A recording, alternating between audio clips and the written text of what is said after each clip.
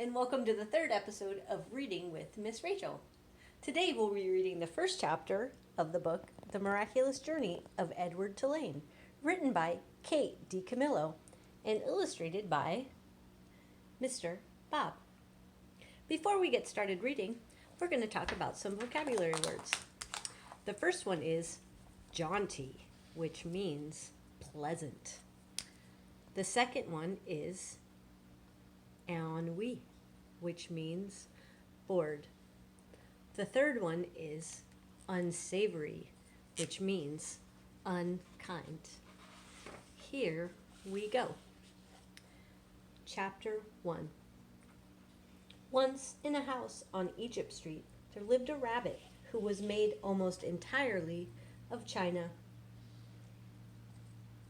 He had china arms and china legs, china paws, and a china head, a china torso, and a china nose. His arms and legs were jointed and joined by wire so that his china elbows and china knees could be bent, giving him much freedom of movement. His ears were made of real rabbit fur, and beneath the fur there were strong, bendable wires, which allowed the ears to be arranged into poses that reflected the rabbit's mood, jaunty, tired, or full of ennui. His tail, too, was made of real rabbit fur and was fluffy and soft and well-shaped. The rabbit's name was Edward Tulane, and he was tall. He measured almost 3 feet from the tip of his ears to the tip of his feet. His eyes were painted a penetrating and intelligent blue. In all, Edward Tulane felt himself to be an exceptional specimen. Only his whiskers gave him pause. They were long and elegant, as they should be, but they were of uncertain origin. Edward felt quite strongly that they were not the whiskers of a rabbit. Whom the whiskers had belonged to initially, and what unsavory animal, was a question that Edward could not bear to consider for too long, and so he did not. He preferred, as a rule, not to think unpleasant thoughts. Edward's mistress was a 10-year-old dark-haired girl named Abilene Tulane, who thought almost as highly of Edward as Edward thought of himself. Each morning, after she dressed herself for school, Abilene dressed Edward. The china rabbit was in possession of an extraordinary wardrobe composed of handmade silk suits, custom shoes fashioned from the finest leather and designed specifically for his rabbit feet, and a wide array of hats equipped with holes so that they could fit easily over Edward's large and expressive ears. Each pair of well-cut pants had a small pocket for Edward's gold pocket watch. Abilene wound this watch for him each morning. "Now, Edward," she said to him after she was done winding the watch, "when the big hand is on the 12 and the little hand is on the 3, I will come home to you." She placed Edward on a chair in the dining room and positioned the chair so that Edward was looking out the window and could see the path that led up to the Tulane front door. Abilene balanced the watch on his left leg. She kissed the tips of his ears, and then she left, and Edward spent the day staring out at Egypt Street, listening to the tick of his watch and waiting.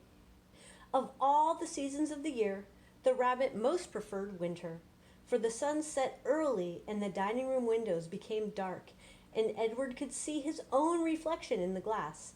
And what a reflection it was! What an elegant figure he cut! Edward never ceased to be amazed at his own fineness.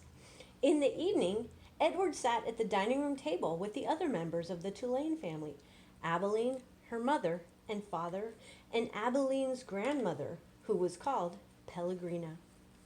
True, Edward's ears barely cleared the tabletop, and true also he spent the duration of the meal staring straight ahead at nothing but the bright and blinding white of the tablecloth. But he was there, a rabbit, at the table. Abeline's parents found it charming that Abeline considered Edward real, and that she sometimes requested that a phrase or story be repeated because Edward had not heard it. "Papa," Abeline would say, "I'm afraid that Edward didn't catch that last bit." Abeline's father would then turn in the direction of Edward's ears and speak slowly, repeating what he had just said for the benefit of the china rabbit.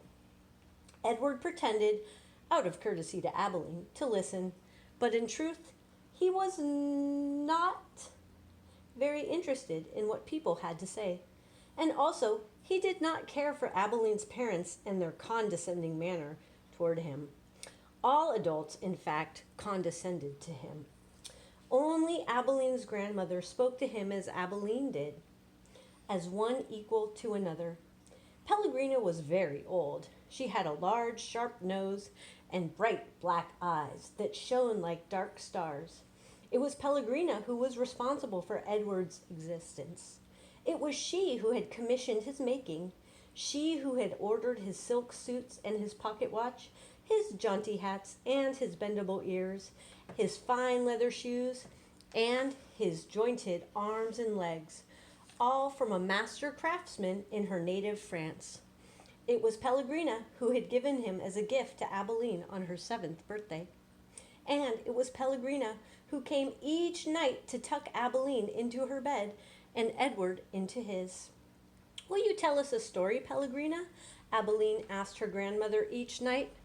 "Not tonight, lady," said Pellegrina. "When?" said Abeline. "What night?" "Soon," said Pellegrina. "Soon there will be a story." And then she turned off the light, and Edward and Abeline lay in the dark of the bedroom. "I love you, Edward," Abeline said each night after Pellegrina had left. She said those words, and then she waited, almost as if she expected Edward to say something in return. Edward said nothing. He said nothing because, of course, he could not speak. He lay in his small bed next to Abeline's large one. He stared up at the ceiling and listened to the sound of her breath entering and leaving her body, knowing that soon she would be asleep. Because Edward's eyes were painted on and he could not close them, he was always awake. Sometimes, if Abeline put him into his bed on his side instead of on his back, he could see through the cracks in the curtains and out into the dark night. On clear nights, the stars shone, and their pinprick light comforted Edward in a way that he could not quite understand. Often, he stared at the stars all night until the dark finally gave way to the dawn. Please stay tuned for the next episode of Reading with Miss Rachael. Remember, be kind, be patient, and be well.